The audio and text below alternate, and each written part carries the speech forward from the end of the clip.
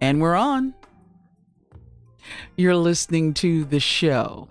103.5 FM WNHH, NewHavenIndependent.org.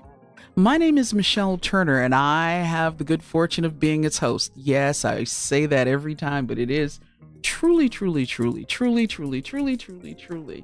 a blessing to still be involved in radio after all these years.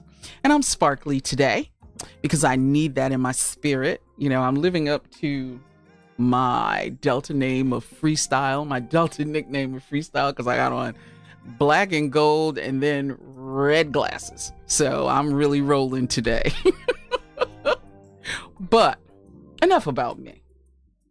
In the studio with me is also a soror, a woman of Delta Sigma Theta Sorority Incorporated, who, out of tragedy, became very creative and did something wonderful that was performed 2 weeks ago now? Almost 2 weeks ago now. Carrie Ann Dice is from Hamden, Connecticut, via Jamaica, but that is where she resides now with two of her sons. And she created a play called Beanie Bud's Debut, 40 years in the making, honoring her dad, Royce Bobby Fenton. So first of all, Carrie Ann, welcome to this radio show, the show. Thank you. I'm honored. Thanks for having me. And I appreciate you saying you're honored. That's very touching to me. I appreciate it. This show was a love of labor, but it was also out of grief. So talk a little bit about how this came to be, because I got a billion and one questions how you ended up writing a play, and that's so far away from what you usually do or have done as a profession. It is so, after my dad passed, it was Get closer. Very tragic of an event. And I started writing, and I had started to chronicle on Facebook, kind of going back to Jamaica after coming back after all his services. And I started to chronicle, and people were excited and, were following, what was going on and all of the ups and downs in Jamaica with, finding, just the whole, how to operate in another country. Yes, I'm Jamaican, but as an adult, I've never lived in Jamaica. Mm-hmm. And then I had a sucker punch of an event happen, and I couldn't write anymore. And that was on a Monday. And that following weekend, the Jamaican American Connection had a bus ride to a play in New York. And I went on the bus ride, and I enjoyed the play. And it brought me back to days that my dad and I would go to plays in Jamaica. The actor was Oliver Samwell. Mm-hmm. And from there, I came back excited, and I knocked the script out in 2 days. I just put pen. I was typing, and I'd wake up at about 2:00 in the morning, and that's all I could think about. And I would continue break to get the boys off to school, and then go right back to it. And so that's pretty much how the play originated. I went to prayer service and spoke it into existence, and said, I'm going to do this play for my birthday, my 40th birthday. And that's a long story short. The short story. But now, in doing this, what drove you to a play of all things? I think it was just going and seeing that play. I said to the group that I felt that we could do a play, and we were always looking for fundraising opportunities. And so going to the play and the memories coming back, and going back and writing the scripts, and I didn't know what I was going to write when, on that bus ride back. But when I started writing, I said, this experience that I'm going through, people are following it. It's real. It's a true story. Mm-hmm. And I couldn't have imagined a different story coming out. And so to have written it, and I brought a group of women together to give me feedback on it before I move forward, to say, are you interested? Everyone thinks their own story is great, but the true test is if somebody else thinks your story is great. Right. And, I had mixed emotions coming out of that meeting, mixed feelings. I said, okay, play is off, won't do it. But then I said, no. But, I felt as though God had given me the script and told me to go and praise him. And that's really what the play, ended up being about. It's just how I've been able to to go through the storm, but continue to have my eyes set on God and have Him guide me through. Because there's no way, my dad drowned in my arms with my two young boys present, and so there's just no way to really go on without having that strength. Yeah. All right, you got to face the microphone more. Oops. There you go. That's right. good. There we go. All right. So, I guess the other piece is your background has absolutely positively nothing to do with writing. No. So, you feel like you were driven by Jesus, by God, but have you always been a writer? I have. As growing up, I read a lot of books. I was an only child for many years. My next sibling is 10 years my junior, and so I read a lot of books. And so I would write poems coming out, reading, and then I write poems and just I would keep a diary. But as an adult, when life hits you, you barely have time to do anything. I have 3 boys. My oldest is in college, and then the 2 little ones are home. And, I just don't have time to write, and when this happened, you have so many bottled up emotions that it's like, where do you put it? Where does it go? And I started writing, and the feedback that I would get on Facebook was, wow, you have a way with words. And, people were looking forward to the next update, and people were like, you should write a book. And so I actually started down the book path. And first.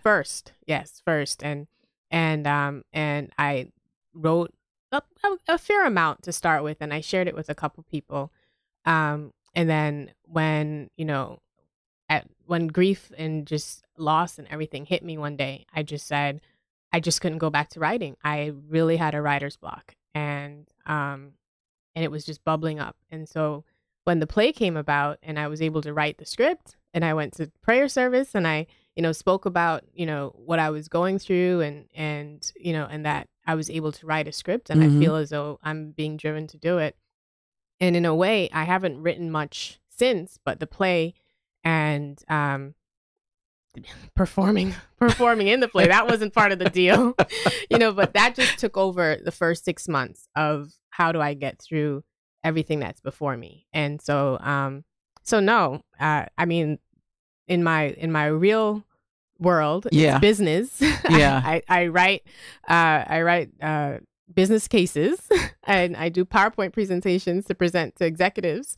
So no, not the type of writing that I have since discovered. Creative side, the creative side, and I've always said I am not creative. So this is, trust me, this so is you're as much making a surprise. yourself look kind of like, okay, you said you weren't, but you really kind of are. Yeah, and you know what? I enjoyed it. I've enjoyed the response right up until like the day of the play. I had no clue, and the play was free because I said, "There's no way I'm going to put a price tag on charging people to come to something that I have no clue how it's going to turn out. So we're going to make this free." And but donations were requested in honor of my father, but there was no entrance charge because I just didn't know.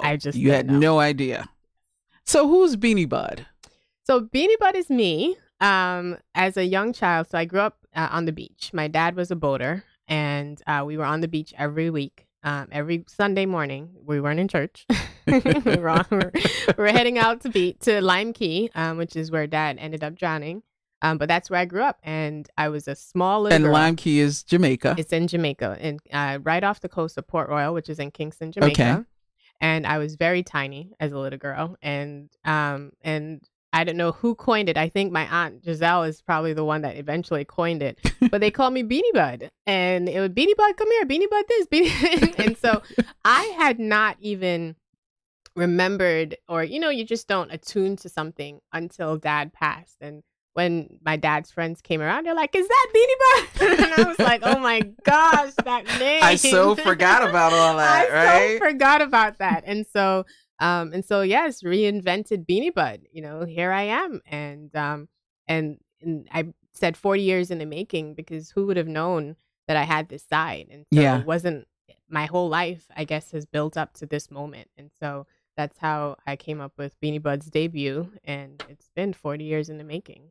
So. And you were very close to your dad. Oh, absolutely. And you say in the playbill that everywhere he was, there you were. There I was. Yes. It did not matter. Nope. And dates. You name it, he had me there. Yeah. I'm sure the women were either impressed or annoyed. Yes, exactly. Very much so. And so did that kind of lead you into the business end of things? Because he was an electrical engineer. Yes, electrical contractor. Yes. Right?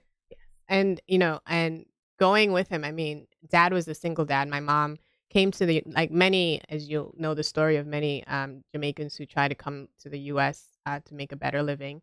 So my mom, when I was about 5, came here to try to make a better life. And so I lived with my grandmother at first, but I said, Mom, I want to go live with Dad. And, the stigma of a single father with a little girl. Yeah. So I think once Dad got more established, he sold his initial house, bought a new house, and I went to live with him. And how old are you? At that point, I probably was about 7. By the it probably took about a couple of years before he set up himself to be able for me to go and live with him. And he, as an electrical contractor, he gets calls in the middle of the night. Someone's generator didn't come on, and Dad would scoop me out of bed and put me on the back seat and off to the job. And I would sleep in the truck, and he'd work on whatever it was and take me back home, scoop me out, and put me right back. And, and he'd pick me up from school, and he was still working. So I'd go, on the job site with him. And so I grew up in the business. And I think, with Dad being an entrepreneur, having his own company, building it from the ground, I was right there. And my mom as well is an entrepreneur, and I was right there with her. And then in the summers when I would go home, when I moved here for high school. And so when I was with Dad, I would come here for my holidays. And then once I moved here with Mom, I would go back to Dad on my holidays. And I'd go right into the company and work the summers. And this is me as like a young teenager. But, I would, direct the staff and, call up suppliers. And so, when everything happened in being, able to step in and run the business, it just came right back, all of it. And it was like riding a bike. I just stepped right back into it. And because you're a graduate of SUNY. Yes, I went to Binghamton University for my undergrad, and then I did my master's at Fairfield U. Okay. So, yeah, and always wanted to go back to Jamaica, but life takes over, family takes over, and so yeah. But I said to Dad many years ago, he was looking to retire. He's been trying to retire for years, but just hadn't gotten to it. But I had said to him I wanted to come back and run the company. And my husband and I had talked about it at that time, and he's an electrical engineer. That's what he did for his undergrad. And so I said, you do the technical and I do the business side, and we could really do something here. But his love of Jamaica and my love of Jamaica are very different. And so he was like, I don't know. He didn't warm to the idea too well. But Dad always knew. And, he would get into certain scenarios, contract wise or whatever, and we would talk about it. I'd write a letter for him, I'd review his letter and be like, okay, Dad, that's a little harsh. Let's tone it down a little bit. Let's keep it here. Yes, exactly. So, and where we are now, he has his technical team. Our lead electrician has been with my dad for 12 years. So he's been trained very well by my dad. And he knows how your dad operates, did things. Exactly. And so for me, it's more just the business side. So he knows the technical, but in terms of the company and running a company and so forth, that's where my expertise How many comes employees? In. So we have 3 full-time employees, and then we do independent contractors. So we can have, depending on the type of job, we can have 30 independent contractors at one time. Or, if it's residential, we do commercial. Residential, we do gas stations. We've done hotels, doing the wiring and underground wiring and so forth. So it just depends on the type of work. But we do have 3 full-time that we keep at all times. All right.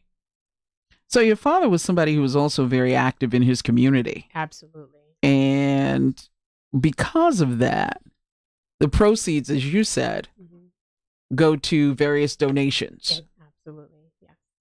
Yes, Dad always believed in giving back. He, growing up with him, it didn't matter if you were the head of a company or, someone on the street. He always instilled just the values of giving back. And so to honor him, what better way than to give back? There, the initial charity that I wanted to support is Mary's Child, which is a home in Jamaica for teenage mothers. Get closer to the mic again. Teenage mothers, and they end up pregnant. As recent as September, when I went down, there was an 11-year-old girl who was pregnant and at the home. And some of it ranges from things that they have done, decisions that they've made, or preyed on by older men. Yeah. And so that's the cause that I chose. And proceeds, we haven't finished, tallying up what we were able to raise, but that was the charity that I chose. And then what I did with everyone that participated in getting me here, I couldn't pay them because I didn't have any money. So I asked everyone that was integral to choose their charity. And so Christian Tabernacle Baptist Church, they were the ones. Who's one of your sponsors? Absolutely. They selected the summer camp. They have an annual summer camp. And so they would like this summer to send children to summer camp for free. Nice. And so that's awesome. And so that's one of the beneficiaries of the monies raised. There's also St. Jude's Cancer Society, Leah from Hamden Academy of Dance and Music. Her performers did most of the dance pieces in the play. Did you choreograph that, by the way? No. you do liturgical dance. I do, but I have long hung up that hat. So I asked Leah, I said, Leah, I can't do anything without dance. If you know me, I love dance, and I danced very frequently years ago. Yeah, for a while. I have not performed since I don't think I performed since Ryan, my 8-year-old, was born. So it's been a while since I danced in a performance. So Leah did the choreography. We also had the director's daughter, Tiffany Williams. She did a solo as well, and she choreographed that herself. And so her charity of choice was St. Jude's Children's Cancer Society. Okay. And then Karen Du Bois Walton, she does Storytellers New Haven. Yes. She was also very integral, and she selected Young Life Youth Foundation, which her husband, Kevin Walton, had started. So that's how our four primary charities were determined. And then in, the playbill I listed, I'm also very active with a number of organizations. Yeah. And so I listed those as well. And we're going to shout them out in the end. Exactly. We will definitely do that. Exactly. So the play is Act 1 and Act 2. Act 1, it's titled A Faith Tested. Yes. So how did that come to be? So when I initially wrote the play, I just had, scene 1, scene 2, scene 3, scene 4. I don't have experience in writing plays, so it was very simple. And then I asked the director, Ina Anderson.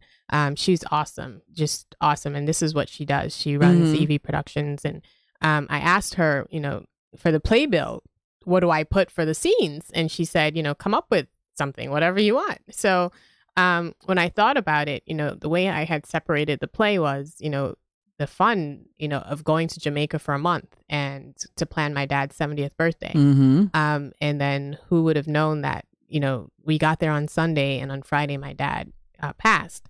And in a scenario like that, you have a lot of questions like, right. God, what? Why? Why? This is, it's unbelievable. Who would have thought this?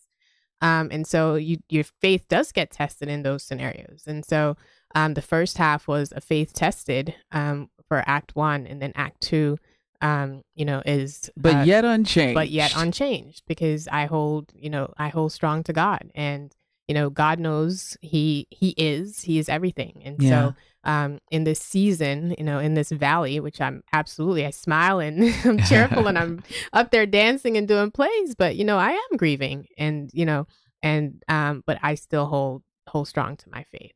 And has this given you a different way to look at life? I mean, that might be the typical question, but you've channeled this in such a different way that you're holding on to your faith. You belong to, as I said earlier, the club that none of us want to belong to. and you're still kind of like just moving forward. Yeah. And so if there's any perspective this is giving you, what's the perspective? Oh man. So going into the summer, I was actually depressed. I had left my career for good reason. You know, I wanted to be a family mom. So after being career mom for many years, I wanted to be a family mom. And, you know, just that transition from, you know, a high level position at Sikorsky. I worked at Sikorsky. I managed. And going to work every day. Going to work every day. And, you know, changes in my family that were occurring that, you know, you just have no control over. You just have to deal with it.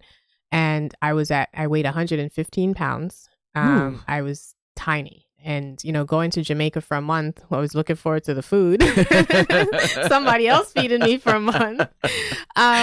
But, you know, when you're hit with that, you know, you can either just go deeper or you can, you know, I looked to my dad and my dad was lively. I mean, he was smiling. I mean, yeah, he had his moments of, you know, grumpiness, you know, after a hard day of work, usually. Yeah. But he was lively. And I said, how would dad want me to react in something like this? You know, I could cower, you know, and I could become the introvert but you know what? My dad, I learned after he passed that he has a baby who's going to be a year old. Mm-hmm. And I was like, Dad was living, you know, like he didn't care. He was going to be 70 years old and he was living. He's going to have a 1-year-old. Exactly. So I said, you know, Carrie, you got to get with it. You know, life is short. You never know when it's going to hit you. Yep. Because it is definitely not promised. No, absolutely not. My dad was healthy, a healthy man. He looked good for his age. You would never believe that he was turning 70. But, you know, he was living and he was enjoying life. And yes, he had his stress and so forth, but, you know, the joy that he always had. And I said, no, I want to honor him. I don't want to, you know, to shrivel away and not live the life. And he sacrificed a lot for me. And so it's really giving me appreciation for life and not letting life pass you by. So now, what is, because you are yourself. Yes. In this production. I am. And so what's your favorite scene? If you have to have one, what's your favorite scene in this? The scene with the boys. It's the first scene coming out of intermission. That scene came together in the last month. It was not written that way. I was supposed to have a mime performance there. And okay. The person who was supposed to do it pulled out. And I said, well, what am I going to do? I said, I didn't want to cut it. Playwright. I didn't want to cut the scene. And the songs really drove the scenes because during that time so you have music? So what you don't know. Yeah, what I don't know. The scenes are the names of the songs with the exception of scene 1, which is Daddy's Girl. Mm-hmm. All of this, the scene names are titles of songs. Okay. And so, the Glory to God is coming. It's by Wayne Marshall. It's a Jamaican a reggae artist, and that's the song that opens up the second act. Second act. And I said, you know what? You know, my boys and I did that together, where I was on stage to start it. You know, kind of arranging, you know, the prayer service and getting ready for family to come in and all of that.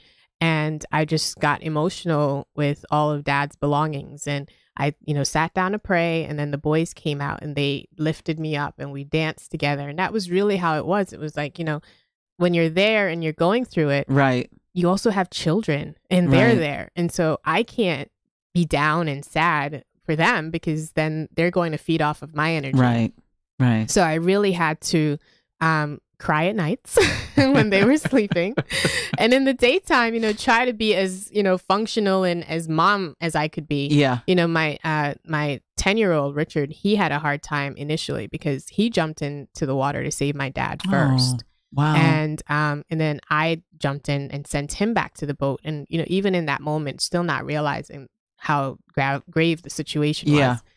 So Richard felt that he didn't do enough to save Grandpa. And so we got him counseling right away and, you know, just really had to, you know, encourage him that Grandpa's last memory is of you jumping in the water to save him. And how do you think Grandpa feels about that? And, you know, we were all very proud of just Ryan. You know, Ryan knew his limits, so he didn't jump into the water. Right. Thank God. You know, I could have had just a really big disaster out there with if both boys had gone in, my dad being in, and me trying to figure out what do I do. What do you do? Yeah. And so the weeks after the incident, I really had to keep it together for them because they were there and they're watching and they me. were very involved in what happened. Exactly. And so that would be my favorite scene where, you know, you have to remember that they're there and they do lift me up and together we lift each other up and keep each other going. And so that was my favorite. And in doing this, I mean, because this is, I would think, even though you were a dancer and, you know, you've performed in front of people, I think this is a lot different than dancing. Yes. So how did you cope with, where did you get the nerve, if you will, to actually stand on stage and speak parts? So I learned a few things. I learned that I'm sure I cannot memorize lines. So it's a very good advantage that I wrote the script and I knew what I wanted to portray in each scene. So I literally in December I rewrote and kind of tightened everything. And how long? When did you start? I wrote this in September, early October. Okay. And I teamed up with director Anderson in October. I have been going to Jamaica monthly, so you know she looked at it and she's like, "When are you going to rehearse?" You know? and that's how it came up that I would play myself, because one of the hurdles was how do I cast it. So I had my initial script had like 6 different people. Right, because even though when you're writing, you might visualize different people doing different roles. Exactly. And then when it comes to getting these people in these roles, exactly, that's a whole nother 3 to 4 months. Yes. And then, you know, finally getting to the point where we're ready to perform. Yes. And then the other hurdle that people kept telling me was you have to do a set, you know, like set design. And I was like, I have furniture in my house. So what are you talking about? I can just get furniture. So the set was my furniture out my house. We put it in the back of my truck and we drove it there that morning. In terms of actors, so the biggest thing was there's a scene with an officer. And, you know, when Ina said, Carrie Ann, you can do this. And I was like, you have that kind of faith in me. And I was like, I can't mess this up. This is an accomplished director. I mean, she's done the Ma'afa. So the pressure was on, like, okay, you sure? Because your name is going on this too. And so, you know, once we overcame the hurdle of, okay, I don't have to find all these people. Right. I still wanted to find the officer. And what created the bigger challenge was it has Jamaican dialect. So I couldn't just go find an actor. I, you know, switched in between, you know, on and off Jamaican dialect. So the officer was, you know, 100% Jamaican dialect. So I had basically just a few people that I had in mind. And the other key part was choosing people that, choosing an officer who is an officer. Yeah. So, you know, when I approached Officer Steve McMorris, that's what he does. And he's Jamaican. And he said he had to polish off his patois, which is the Jamaican dialect. But, you know, and when I said to him, and we rehearsed 3 times, a total of 3 times we rehearsed. Wow. This. That's really? It. And the struggle we were having was I had given him the script. You know, I had written a script. That's what you do. Right. And when I met with him, I hadn't learned the script. So he's like learning his script and I'm not responding according to what's on the paper. He's like, you're supposed to say this. And I'm like, but you don't have to go by that. I said, just interview me. This is just going to be an impromptu thing on my part, seeing that I wrote it. Yes, exactly. And so I have learned that I cannot learn. Well, I shouldn't say I cannot, but that was a challenge. That was your challenge. There was just too much going on, like to really learn this verbatim. Yeah. So the day of, Steve taped the script to the table. He was like, I've had enough. He said, if we're going to do this, I'm going to tape the script to the table and you're going to like, you know, just glance at it. But you know what? We could never have, it came off so wonderful. No one, when I tell people the background story to Steve and I, you know, people just don't even can't even comprehend. Idea. But it came off so wonderfully. And this was his debut performance as well. He's not an actor, so, but it was awesome. And he was great. He did not, when I asked him to do it, immediately he said, absolutely. He said he was honored that I would include him in such a personal project. Yeah. And he was on board. And, and I just had the confidence. I was like, all right, Steve, we're going to do this. We'll pull it off. You're listening to the show on WNHHLP 103.5 FM. I got to do the legals. Broadcasting live from downtown New Haven. We are streaming live on TuneIn Radio and newhavenindependent.org. We are also streaming live video on Facebook Live right now, as you can tell. Just go to facebook.com/New Haven Independent, or just go to your own Facebook page and look us up.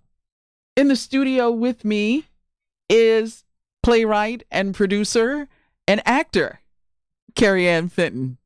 And the name of the play, which was just performed at Hampden High School's auditorium, Beanie Bud's debut. And we're discussing her challenges and how this came to be, as well as the performance. So, Richard Holness. Mm-hmm. Now, the last name sounds familiar. Yes. Yes, Richard. I like to call Richard my fourth son. I cut his umbilical cord, so every now and then I'll tell him, "Listen, I gave you life." Don't give me a hard time. But Richard is part of our family. The Holness family has been close, and actually, Kay and my dad were friends a long time when I was a little girl. I've known Corinne since then, and that's of Hares Kay. Shout out Kay. Hares Kay. And so when with the scene, Richard has come to Jamaica. He's been on the boat. So he was very much a part of my dad and knowing that side of our life. And so when I needed the game that they were playing is a Ludi game. It's a very competitive, similar to Trouble. Okay. And so Richard has come over and we've played Ludi many a times. And so I couldn't leave Richard out when with that scene. And when I asked him if he wanted to do it, he was totally on board. And he actually took the reins over because we rehearsed a few times with the boys. And after the Saturday rehearsal, they left the studio. We rehearsed at the dance studio. They left the dance studio and went back to Richard's house. And Richard apparently took over how they were going to do the scene and who was going to do what. Who was going to do what and how they were going to play the game. Yes. And they came back to my house and I came home and they were like, "Mom, we got it. We got it." We went to Richard's house and rehearsed. So yes, Richard was absolutely very integral in making that scene a success. Now, Nicholas Neal. Yep. My oldest is your son. Yes, my oldest. And he was not in Jamaica during the accident. He came down for the service.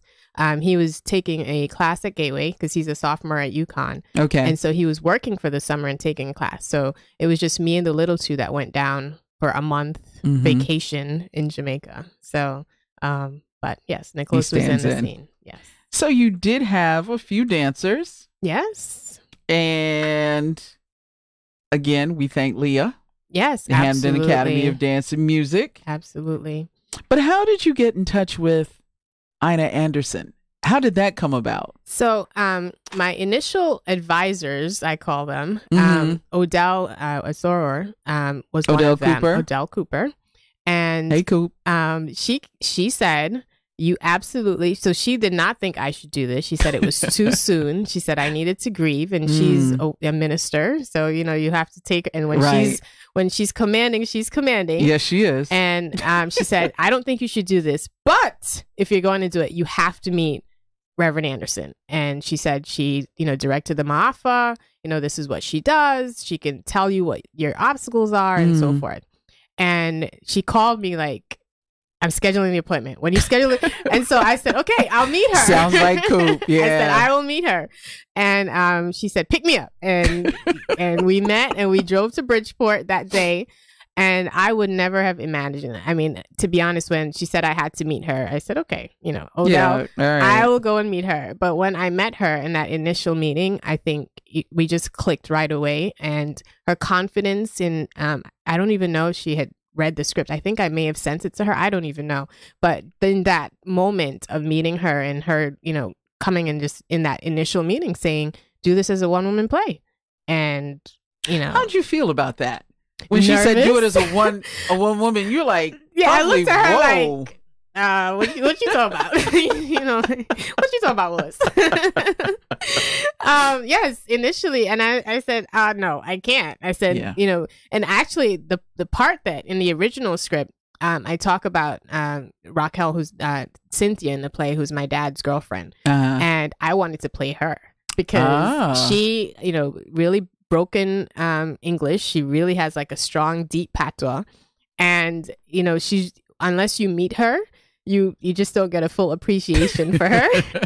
So if there was anyone I was going to play, it was going to be her.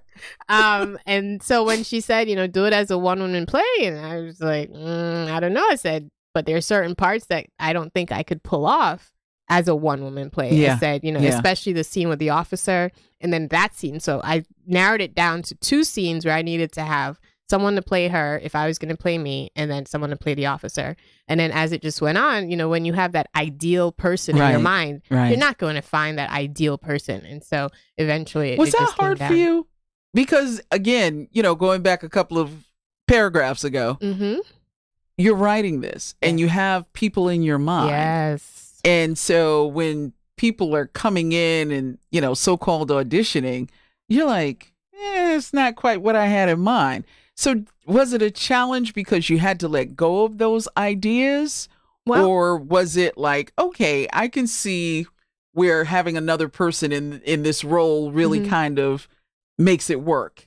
so I never made it to auditions. We never had auditions, but I had identified friends or people that I Mhm. knew who I felt fit the bill. Okay. And I asked a couple people about playing her. And it just, you know, whether it was logistics as far as them not living in Connecticut and how are Mhm. we going to rehearse and how is it going to make sure that, you know, they got Right. it and Right. so forth. And so eventually that role, no one played her. I recounted. So I played, and there's a scene where I'm basically me talking to her. And I'm like Okay. going back and forth between the two of us because, you know, there's me and then there's Right, her. right. And so it's definitely two different exactly. And, personalities. Exactly. distinct. Yes. But you know, I just had in my mind who I wanted to play certain Mhm. parts Mhm. and who I was going to reach out to. So never got to the whole audition, the audition piece. It's interesting. And I guess your director Mm-hmm. brought in all of the things you didn't think about. Oh yes. The lighting, The hair lighting. and makeup, Yes. costumes, Yes. having a photographer and playbill and Yes. just all of these different things that I'm sure you really were like, Yes. So all the, I'm doing is right. the expertise. I'm not- Yes. I'm not doing all this other stuff. Yes, the expertise behind putting on a production came absolutely from her. The Hamden High School theater department, led by Eric Nyquist, absolutely amazing. They never saw, we did not rehearse with them until the morning of the play. Wow. Because remember, this is supposed to be a charitable event. Right. So the cost to have a rehearsal the day before would have doubled. Yeah. And so I felt like if we need to do this to raise money, we can't have expensive days. Right. And so Ina Anderson sent him the playbill. She did like a sound and lighting thing in advance. Wow. But it was we had the auditorium reserved from 11 to 6. Mm-hmm. So we arrived at 11. So we you could unloaded my rehearse. truck, set Set up up the your stage, scenes. and that was the first time. And we ran through it between 11:30 and about 1 until probably about 2. Mm-hmm. And I kept looking at my watch and started to get nervous. Like, okay, I'm an on-time person, and right now we are not This on is time. not on time. But you know, they were awesome. And when I first met him, so we did meet with him to walk through the auditorium and see the stage. And at that point, I explained to him why this was important to me and what it was about. And so he understood the sentimental value. And I think that gave him a little added pressure of making sure that they did what they had to do to pull this off. But yeah, we did that the day of. Wow. And she was able, and with the playbill, she had a play maybe in December, early December, and she had a playbill. And I asked her to send me the file so that I could do my playbill. Right. So when she sent me the file, that's when I'm like seeing all these other roles, and I'm like, well, who's gonna do this and who's gonna do that? And then you start to plug things in, like, Right. okay, I guess I gotta have this, and I have to get. So, but she definitely pulled it all together and dealt with me, because she'll tell you every time we met, something was different. Yeah, and that's not unusual, but given the space and time, Yes. that probably was tough because you couldn't have but so much turnaround time. Yes. And every time, even the Saturday before, I had, she hadn't seen the scene with the boys. She didn't know I had created a new scene with the boys. And so the Saturday before, Karen was there, and she had come to rehearsal, and we were going through the scenes. And when we got to it, I said, "Oh, Reverend Anderson, I forgot to tell you." I created this scene. And then she's like, okay. And then I gave her like an intro, and I said, the rest you'll see. And then I had rehearsed it with the boys. So I went to Jamaica in January. I actually did a long trip in January. And before I left for Jamaica, I rehearsed with the boys and told them that they better rehearse when I wasn't here. I said, while I'm not here. I'm surprised you didn't FaceTime them and say, okay, let me see what you're doing. No, but that's where Nicholas was home on his winter break. Okay. So All Nicholas right. is very trustworthy. So when I came back the Saturday, we still hadn't rehearsed since I had been back. So the first time that I did it was for Reverend Anderson, and I said, "Okay, boys, let's do it." And she loved it. She said yes, and she gave that nod of yes, Approval. and I was like, yes. I was like, because if she had said no, then what were we gonna do? It's the day before the play. But no, she loved it, and I've talked to a few people, and a lot of people have said that was also their favorite scene. So it's great. What do you want people to take away from the production? What do you want them to leave with a sense of? Faith that God can get you through whatever it is that you're dealing with. He holds tight and strong to God's unchanging hand.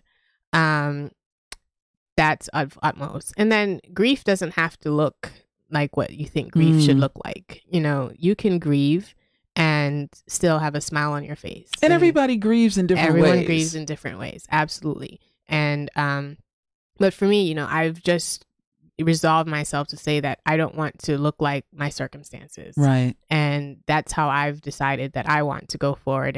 And, you know, a friend of mine, he's in Ghana, Africa, he sent me a quote that said, you know, grief is simply love that you want to give to that person that's no longer here. And so you give it to everyone else. And that's really what I feel like I'm doing. You know, I'm just loving on everybody, just loving on everybody right now. And so, you know, hold your loved ones tight, and, you know, make sure they know that you love them and appreciate them, because we don't know what tomorrow will bring. Absolutely. So you've got acknowledgments. Yes. And they go to Reverend Keith King and Christian Tabernacle Baptist Church, Reverend Luke Shaw and Linstead Baptist Church. Yes, did I pronounce in Jamaica, that correctly? Linstead, yes. Reverend Ina Anderson. Yes, producer director. Pi Eta, Jamaica alumni and New Haven alumni of Delta Sigma Theta Sorority Incorporated. Absolutely. Woo whoop. Kingston Grill Jamaican Restaurant, Hamden Academy of Dance Music, Storytellers, New Haven. The Lovelies. I found that interesting. Who's the Lovelies? So, when my dad first passed, my dad and I celebrated birthdays together. Mm-hmm. So for my birthday, I would usually go down because he hates the cold. And for his birthday in August, I don't blame him. I don't think I'd come here either. And he would come, and then in August he would come here because my dad was the 11th and Nicholas, my oldest, is the 16th. So I would usually do something here. So when everything happened and we had his homegoing on his birthday, I knew my birthday was going to be very difficult, and it's my 40th, and so not having dad, and so I sent out a text message to everybody. I even posted it on Facebook. I said, "Who wants to come to Jamaica to help me celebrate my birthday?" And it was the weekend of my 6 month, the 6 month of my dad's passing. So we ended up with 10 of us going to Jamaica. And I coined them the Lovelies. Pictures. Y'all look fabulous. Look like you had a fun time. We did, and you know, it was very fun, and you know, the mixed emotions where you know, this is 6 months, you know, 6 months since he's been gone, but then the Lovelies were there, and we loved on each other. And so I coined the term the Lovelies, and it was Beanie Buds Forever Love weekend. And so that's who the Lovelies are. That's who they are. Your mom, your stepdad, the Harrises, the Greaves, the Smiths, the Fentons, family and friends. Yes. And then you go into the community. Too. Yes. Mustard Seed Communities. Mm-hmm. CTBC, Summer Enrichment Camp. Yes. Young Life Sports Foundation and St. Jude's. Yes. And those are the recipients. The charities, yes. Who will be receiving. Yes. And then, of course, Delta Sigma Theta Sorority. Mm-hmm. Nurturing Families Home Visiting Program, the United Church of Christ, the Home Pantry at the Davenport Dunbar Residence, the New Haven Y, and those are all. So those are all organizations I volunteer with. Okay. Some of them I couldn't fit everyone. Yeah. But if I wanted to shout them out because they all exist on donations and charitable causes, and so I wanted to point out that if you want to know what I do in my spare time is volunteering with those organizations, and that's how you spend it. Yes. And Neville, your costume designer, Neville Wisdom. Yes. Hamden Dance and Music. That's where your dancers came from. Yep. And where your my dad's company came from. Yes, that's where your choreographers came. No, choreography and dancers, yes. I should say. And Fenton and Associates Company Limited. Yes. That's your dad's company. Yes. And I have been named the managing director as of September. I was going to say when. September 2018. I was appointed the managing director.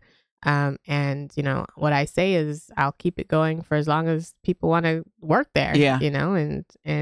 And see how far it can go. So, Carrie Ann, I appreciate you coming on today. Thank you. I really know that this is not only a labor of love, but it's an outpouring of grief. Yes. And it's also, like you said, you want to share the love. You want to spread the love. Yes, absolutely. And so that's what this seems to be about. Now, I'm hearing rumors of a part 2? Yes. What's that? What's going on there? So before I talk about part 2, Reverend Anderson is having a Black History Month event on February 28th. And, look out on Facebook and so forth. The part 2, so I focused this first part, and it was going to be the only part, on kind of the events and holding on to faith. But then there's the other side of death that people may or may not talk about freely, and that's the greed. And so part 2, there's also this greed part of you have, and the officer alluded to it in real life where, I'm there the day my dad passes and he's saying to me, what, your dad have a boat, so that means him have money. And it's like, so part 2, I think, could be another side of grief and funny, I try to put humor into it, but it's you're real working life. On it now.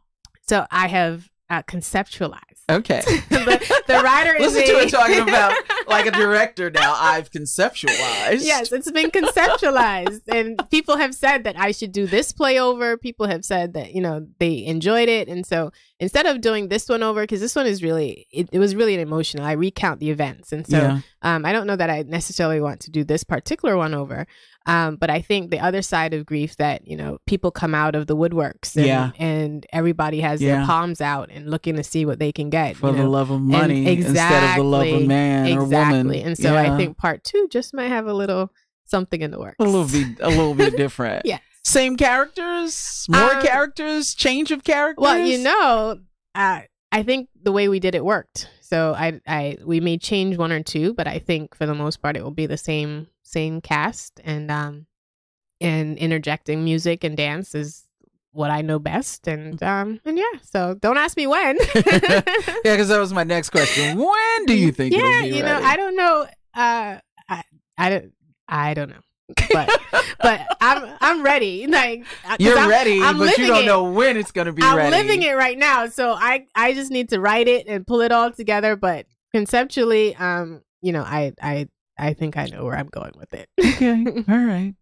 Sounds interesting. And hopefully this time I will get to Yes, you better come to this one. Yes. There's so many things going on that day. And I did videotape the you performance. Did? Yes. So is it running anywhere? Facebook? No, not yet. Anything? I haven't seen it yet. And that's what people say, how wonderful it was. But I haven't seen it. And well, you wouldn't. I mean, you're only in the play. I know. So people have asked, am I going to sell it? So I said, well, let me see it first. And then after I see it, then maybe. If I like it, then yeah. So, stay tuned. The video should be ready in another week or two. All right. And depending on how I look. How you look and how you sound and whether it's pulled together the way that you thought it should be. Exactly. But, there'll be an opportunity for people to see this one through the video. And then, of course, the next one, you have to be there in person. Yes, it's not going to be free. Listen. You'll get a free pass. Listen, if you need me to make a donation, I will make a donation. So, okay. But, regardless of when it is and how we work out, the production and so forth, I think the component of charity will always be front and center. And so I think that's Beanie Bud's purpose here on Earth. Yeah, absolutely. Well, this was fabulous. Thank you so much. Thank you. And when you complete the second one, you have to come back and talk to me about the second one. All right. I'll give you time to get it, where it needs to be and performance and all of that. Right. So we'll come back because I don't want you saying to me, no, I can't do it now. We're doing production. No, I can't do it now. I'm still doing this. I'm still doing that. Nope. I want you to come after it's done, after you've taken a breath. Okay. And everybody's seen it and raved about how fabulous part 2 is. Okay. Okay. Will do. Gonna shout out your project advisors. Odell Cooper, Minister Odell Cooper, Sora Cooper, Harris K. Coraine Holness, Sora Karen DuBose Walton, Liz Davila, Dr. Christine Pinnock, and Mr. Sean Weeks. Yes. Shout out to all of you. Leah Davila. Of Hamden Academy of Dance and Music. Yes. Sora. Yes. Sora. Yes. Yes.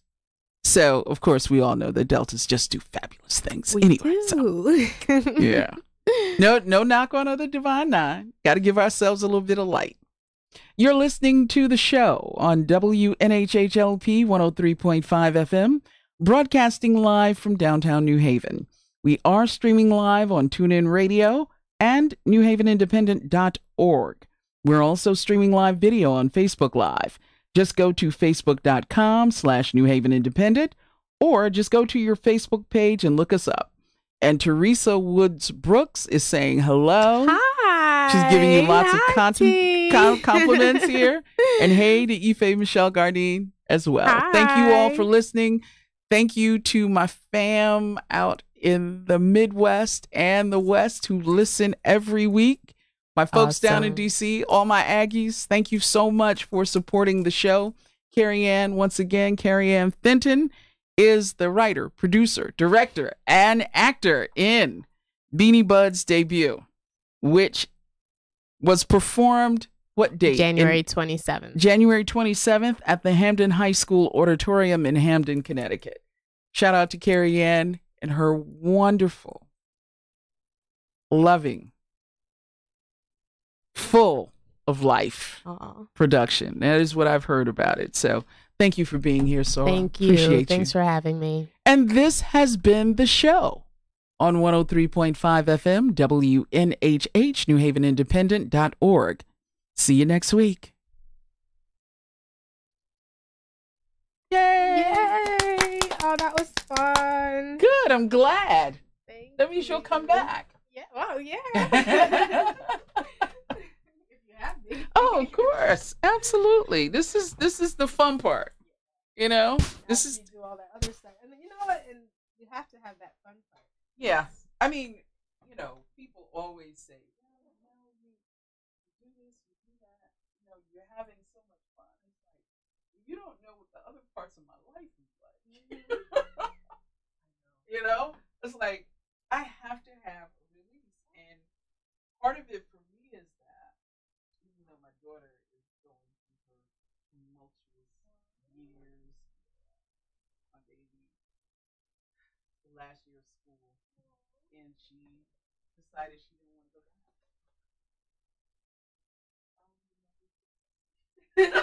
You know, yeah. And I'm like, don't be too hard on her. I know, because I remember. Remember. But it's like, You're almost you're so close. yeah.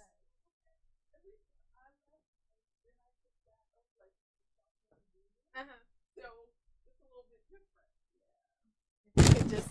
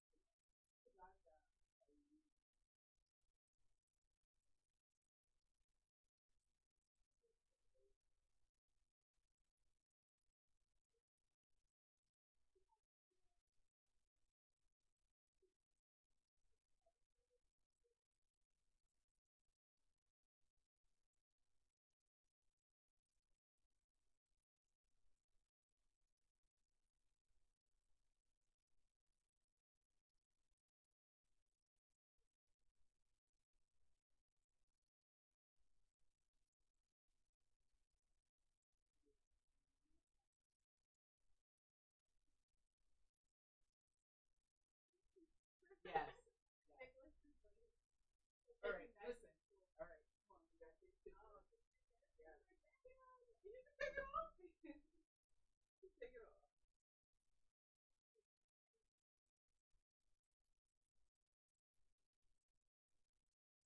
You know, I know. Trust me. You know, my daughter's father trapped me down. Not only was she out of school, she was out of college.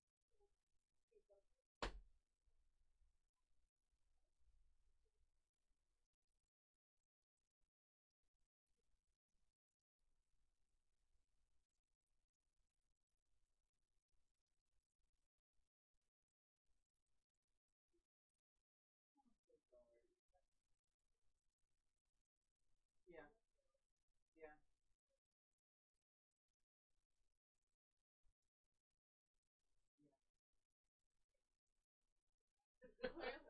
I'm going to clearly be made new in all of this, right? We'll talk. See you soon. Take care. Thank you.